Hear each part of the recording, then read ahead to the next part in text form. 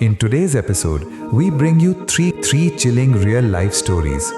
The first story comes from our beloved hillman famous Joy Barua. The second story was sent by Mashlik Bhai. And the third story is from Ibrahim Khalil Bhai. So, let's begin. Before that, don't forget to press the like button and share. Feel with us. Dear listeners, Assalamu alaikum. Warm greetings and love to everyone who's connected to this episode, from home and abroad, whether you are listening now or will join later. We hope you're all well and healthy. Dear listeners, the first story comes from our beloved hillman famous Joy Barua. The second story was sent by Mashlik Bhai. And the third story is from Ibrahim Khalil Bhai. So, let's begin. Before that, don't forget to press the like button and share this video as much as possible so that those who love true horror stories can reach it. You can also let us know your thoughts in the comment section. And if you have real-life scary experiences, feel free to write or record them and send it to us. Now, let's move into the first story. Welcome, dear listeners, to the first story of today's episode. This story comes from Joy Barua, who lives in Rauzen, Chattogram and works in an important position in a well-known private hospital. He heard this story from an elderly man known as Master Dadu, who once came to their hospital for heart treatment. Later, during a follow-up checkup on December 18, 2025, the old man shared a mysterious and important ghna. At that moment, a young girl was brought in for treatment. She was behaving strangely, like sudden madness, something medically referred to as HCR. Seeing her condition, the old man recalled a similar ghatna from his past. This incident took place around 1987 or 1988 in a village called Chandpur in Bhojpur area of Fatikchhadi, Chattogram. Back then, Master Dadu was working in a union board office and also gave private tuitions in the evenings. One rainy evening after office hours, heavy rainfall suddenly began, so intense that nothing could be seen even within arm's length. At first, he decided to stay at the office for the night, but after an hour, when the rain reduced, he changed his mind and started walking home with an umbrella and a torchlight. After reaching home, drenched in mud and water, he found a man waiting for him, Amrit Babu, a respected and well-known person from Chandpur. As soon as he saw Dadu, Amrit Babu hugged him and broke down in tears. After calming him down, Dadu asked what had happened. Amrit Babu said his 15-year-old son had been missing for 2 days. He had gone out to catch fish and returned briefly with some fish, saying there was a large cluster of fish in a hole. He went back again with a bigger basket, but never returned. Since there were no mobile phones back then, Amrit Babu came seeking help so that the news could spread among people. That night, he stayed at Dadu's house. The next day, Dadu informed as many people as he could. Then someone from Bhojpur told him that the boy had already returned home with a basket full of fish. Relieved, Dadu decided to visit the boy the next morning.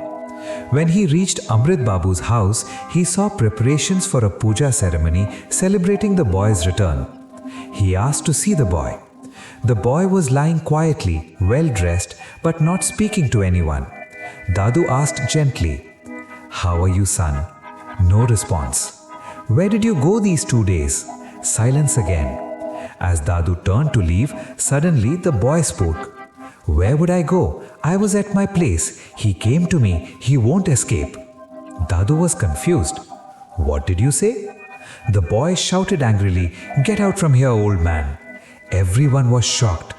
Soon the puja began, but as soon as the chanting started, the boy screamed loudly, "Stop this puja! Stop it!" His screams became uncontrollable. The priest, sensing something unnatural, left immediately, warning that disaster might follow. The joyful house turned into fear and sorrow. Later, the boy fainted. Dadu suggested calling a healer. Several rituals were performed by different healers, but nothing worked. Strangely, whenever the boy was taken to a healer, he behaved completely normal. But on the way back home, his condition worsened again. At home, he showed unusual behavior. extreme cleanliness, bathing 3 to 4 times a day, constantly cleaning his room, refusing touch, and eating only during puja times. Gradually, he became physically weak and sick. Finally, Amrit Babu decided to seek help from a Muslim spiritual healer known locally as Chayanna Huzur. Despite social pressure, he chose his son's life over public opinion. The Huzur listened carefully and said, "This is not ordinary. A powerful and cunning jinn is involved." But when the boy was brought to him, again, he appeared completely normal. Confused, the Huzur performed deep spiritual rituals and even consulted jinns under his command. They said, "The boy is normal, no jinn is present." This made things even more mysterious. After intense efforts, the Huzur finally contacted an ancient and experienced jinn. That jinn revealed, "There is a rare and extremely clever entity. It enters and leaves the body at will. When the boy is taken to a healer, it escapes, so no one can detect it. This kind of entity causes a condition similar to OCD, obsessive cleanliness, repetitive behavior, but only when it possesses the body. This entity is almost impossible to remove, and once it attaches, it rarely leaves before death." Determined, the Huzur made a plan. He waited secretly outside the boy's house, performing a special ritual to hide his presence from the jinn. When the boy was dragged outside screaming, "I won't go," the Huzur suddenly jumped in and placed a powerful spiritual binding on him. Instantly, the boy began shaking violently like a slaughtered animal. He was tied up and taken to the Huzur's house. Inside a closed room, the ropes were removed. Suddenly, the boy lunged forward and threw the Huzur across the room with immense force.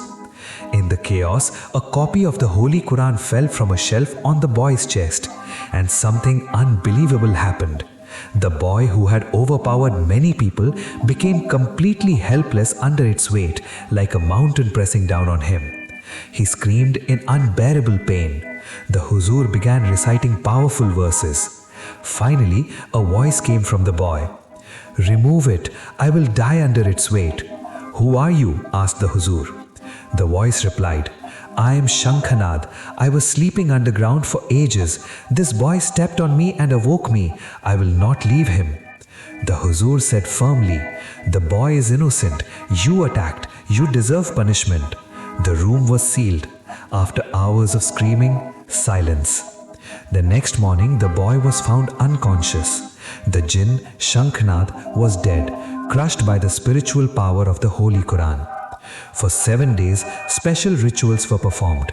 Each day, the boy vomited black ash-like substances, believed to be the remains of the dead entity leaving his body. After that, he fully recovered. Later, he said he remembered nothing, only that he had stepped into a deep hole while fishing, and then everything went blank. Dear listeners, this story teaches us something important. Never throw dirt or disrespect into holes in the ground. Never put your hand into unknown places. There could be snakes, insects, or something far more dangerous. And always remember, some unseen forces exist, silent, clever, and waiting. Stay safe, stay aware. Inshallah, we will return with the next story.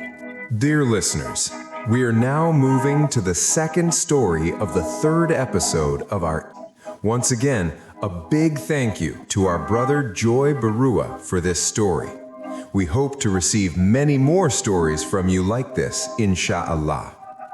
Let's now listen to this terrifying incident collected by our brother Rahman. Welcome back, dear listeners. This story was shared with us by Rahman. He is from Baluka Upazila in Mymensingh district. Rahman Bhai has sent many stories to our channel before, so let's dive into this one. He collected this incident from a car driver during the last election when he was in his area. While sitting and chatting in one place, the driver started sharing his experience. The driver himself was a resident of Baluka Upazila. The area around Baluka has quite a lot of trees and small patches of forest. The driver told Rahman Bhai, "Brother, I see so many trees and jungles in your area." Rahman Bhai replied, "There used to be even more forests before. Now people have cleared most of them to build houses. In the past, we used to hear many scary stories related to these jungles. These days, we don't hear them as often." Hearing this, the driver said, "We also have many frightening incidents in our area." Rahman Bhai became curious and sat up straight. He thought maybe he could get a story from him. Finally, the driver willingly shared this incident. Year 1994. Baluka Upazila, a village fair. In those days, every village had traditional weekly markets and fairs that dated back to the British period. On market days, groups of performers would come to show magic tricks, snake charming, and monkey shows. People enjoyed the performances and gave them some money, which was enough for their livelihood. One afternoon at such a market, the exact name of the market the driver couldn't recall, a man named Basu Kabir came to perform magic. Many people called him Boishak Kabir. Though he was Hindu, everyone knew him by that name. That day, he was showing various magic tricks. People were amazed and enjoying themselves. But at another spot in the same market, another magician named Tulab Munshi was also performing. Locals simply called him Munshi. Tulab Munshi was highly skilled and masterful in magic. Some spectators left Basu's performance and moved to Tulab's side. This made Basu very annoyed. He himself was an expert in black magic and occult practices. People kept moving between the two performers. Tulab got even irritated. Both men knew each other because their villages were adjacent. They knew all the other local magicians as well. Tulab Munshi mockingly said aloud, "What magic will Basu show? He hasn't even properly learned the knowledge of magic yet." From a distance, Basu replied, "All right, then let's see whose power is greater." Tulab got even angrier and shouted, "What does he even know? He hasn't learned anything." There was about 20 to 25 hands distance between them. Spectators were also comparing the two and talking loudly, which increased the tension between them. Tulab said, "Watch what I do." Basu had a gourd in his bag. Tulab told him, "Take out the gourd from your bag." As soon as Basu took out the gourd and held it in his hand, Tulab chanted something from a distance and blew towards it. Instantly, the gourd exploded with a loud blast like a bomb. Not a single piece or seed flew anywhere. The entire gourd simply vanished into thin air with a deafening sound. Everyone was stunned. People started praising Tulab Munshi loudly, saying he was a great magician. Basu became furious with rage. Tulab laughed and taunted him, "Hey, Boishak, I made your gourd disappear. Now show me what you can do to me." Basu stayed silent for a while, staring at Tulab with cold eyes. After some time, he said, "I bought that gourd to eat. You touched my food. That was not a good thing to do. I will not show any magic now. You have broken my heart. The consequences will not be good. We are poor people. Why did you destroy our food like this?" Tulab laughed and replied, "I understand. Now you're trying to play with emotions to make me weak. Listen, don't challenge everyone. Do whatever you can against me. Now get lost from here." The crowd made Tulab the king of the day. No one paid attention to Basu anymore. Before leaving, Basu said to Tulab, "I will deal with you later." That day, the market ended as usual. A few days passed. One night, Tulab Munshi was returning home late after finishing some work. On the way, there was a huge, very old banyan tree. During the day, people passed under it in groups, but at night, it was scary to walk alone. Since Tulab was a powerful magician himself, he wasn't afraid. As he walked under the banyan tree, a deep voice called from above, "Tulab Munshi, stop for a moment." Tulab stopped. Suddenly, a terrifying figure jumped down and stood in front of him. It had a horrible, rotting flesh smell. Its face was covered with a black cloth. Tulab immediately understood. This was a dangerous Pishach, a demon. The creature said, "You dared to mess with my master? We will destroy you. You insulted my master in front of everyone and destroyed his food. Get ready for severe consequences." Tulab replied, "If your master can do anything to me, let him try. Now get out of here." The figure vanished into thin air. Tulab went home and slept. He thought perhaps some spirit got disturbed while practicing black magic. 2 days later, Tulab started feeling physically unwell, burning sensation, dizziness, body pain. He couldn't go out for work. 7 days later, his condition became worse. He realized this was not natural. At night, he could smell a strange odor and sense an evil presence around him. Through his spirits, he discovered that he had been hit with a deadly Maran Ban, a death spell, and the person behind it was none other than Basu Kabiraj, Boishak Kabiraj. To cast this spell, Basu had sacrificed the only child of a widow, a young, innocent boy. Tulab became extremely angry. Using his own powerful spirits and knowledge, he managed to break the death spell. But to do so, he had to sacrifice a 6-month-old baby from his own family. It took him nearly 2 months to fully recover. After recovering, he started performing magic in different markets again. One day, he met Basu at a fair. Basu looked shocked and uneasy seeing him alive and well. Tulab said, "Hey, Boishak, you wanted to remove me from this world, but you failed. Will you be able to atone for your sins?" Basu dismissed the words and pretended he knew nothing. About 20 to 22 days later, strange thefts began in Tulab's village. First, cows, goats, ducks, and chickens started disappearing. No household items were stolen, only domestic animals. The villagers set up night patrols with 10 young men. For 5 days, nothing happened. Thinking the thief had stopped, they removed the patrol. That very night, the strangest incident occurred. A 3-month-old baby of a man named Salim disappeared from inside his locked house.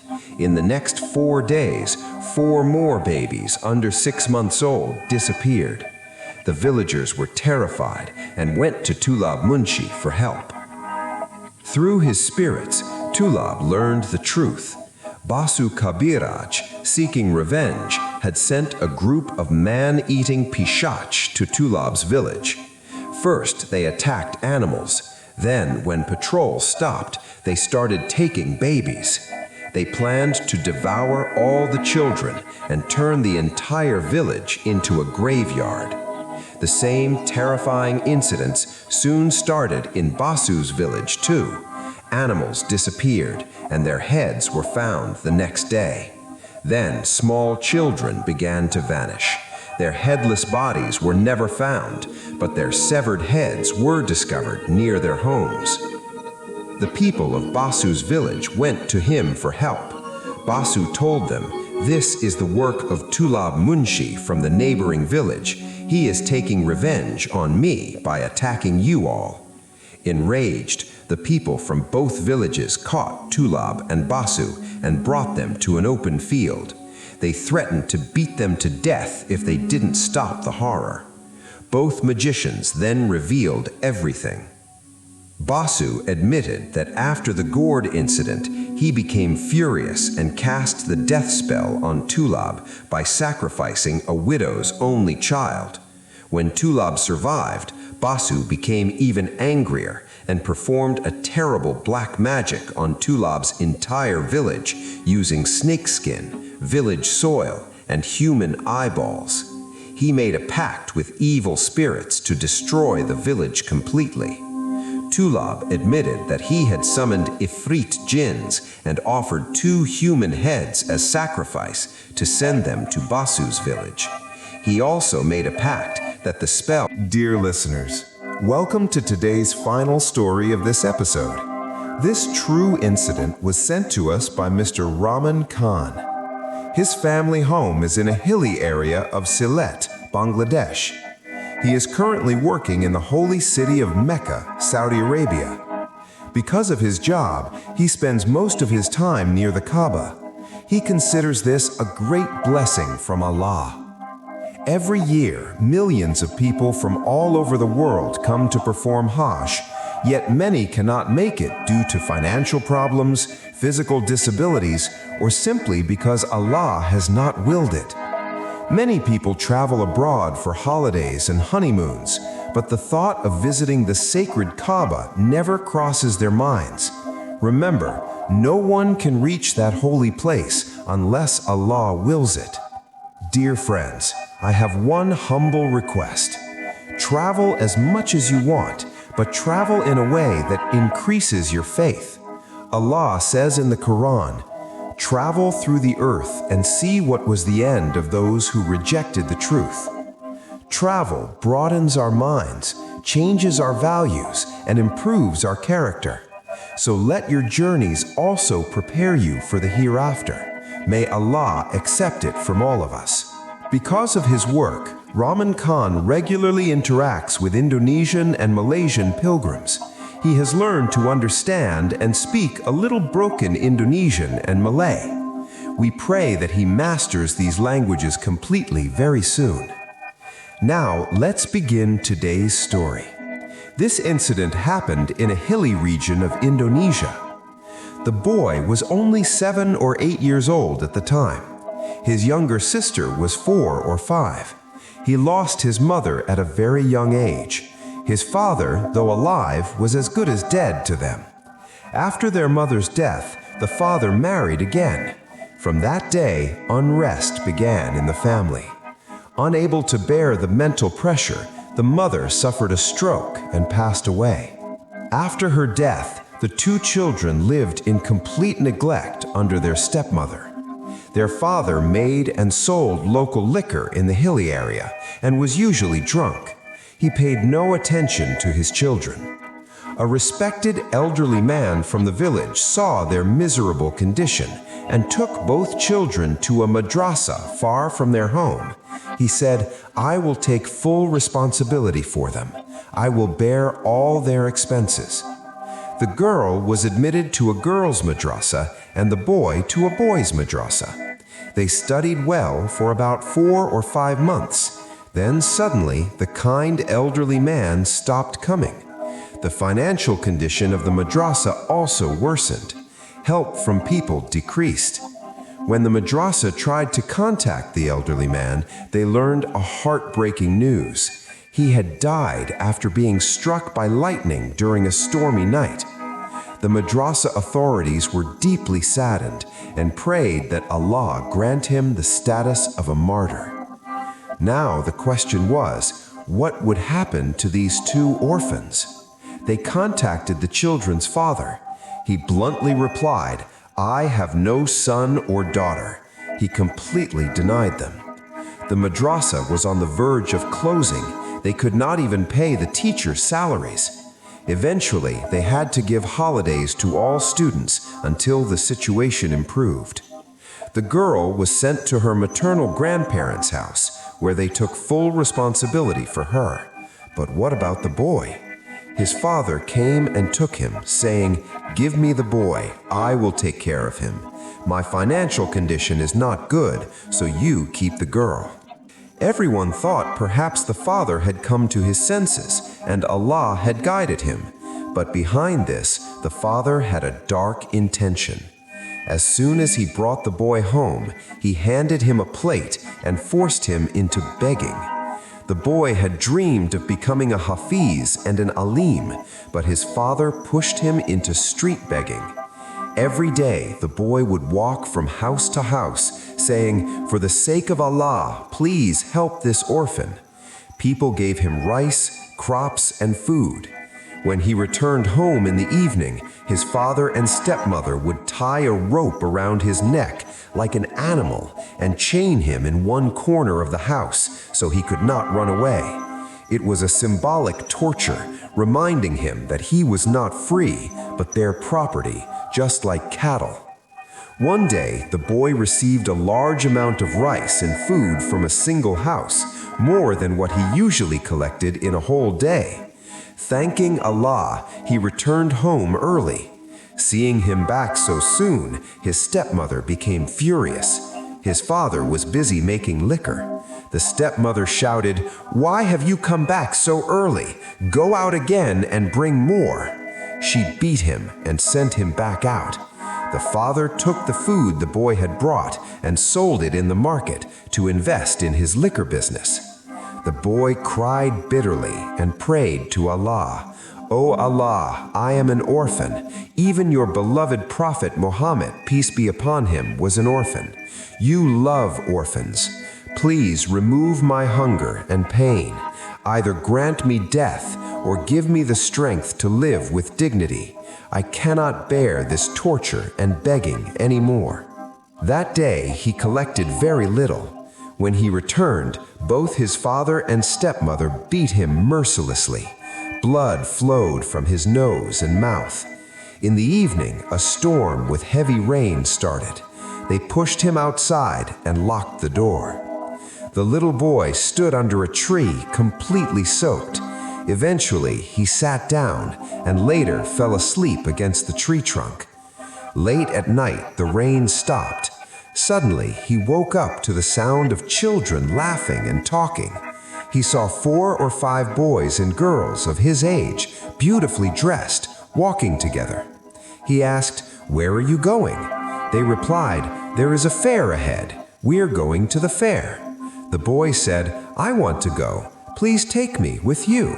I will do any work you ask me. Just give me a little food." They looked at each other, then agreed. They walked and reached a brightly lit fair. The lights were unusually bright. There were many stalls selling only beautiful sweets, ras malai, and various desserts. No fried food or fire was seen. The children bought some sweets and gave him some too. He was extremely hungry and ate gratefully. After eating, he said, "Tell me what work I should do for you." They replied, "You don't have to do any work, just eat." He said shyly, "I am still very hungry. For Allah's sake, can you give me a little more food?" Just then, an elderly man, respectable, appeared behind them and said kindly, "Son, you haven't eaten anything all day? Tell me what you want to eat. I will buy it for you." He hesitated and said, "I came with them." The children told him, "He is our grandfather. You can eat from him. We are going ahead." The elderly man bought him food. After eating, the boy felt dizzy from exhaustion and the earlier beating and fell down. The elderly man helped him up and said, "Come with me. There is better food ahead." Suddenly, loud voices rang out. "He is coming! Our leader is coming!" Everyone became excited. The boy saw several winged horses descending from the sky, pulling a grand chariot. In the chariot sat a handsome middle-aged man with bodyguards. The chariot slowly landed. People moved aside respectfully. The elderly man tried to move the boy away, but the leader signaled him to stop. The leader stepped down, gently lifted the boy in his arms, and kissed his forehead, and said, "Son, I understand your suffering. Since you are here, one of our people must have brought you. Tell me, what can I do for you?" The boy told him everything, his hunger, his desire to study and become a hafiz.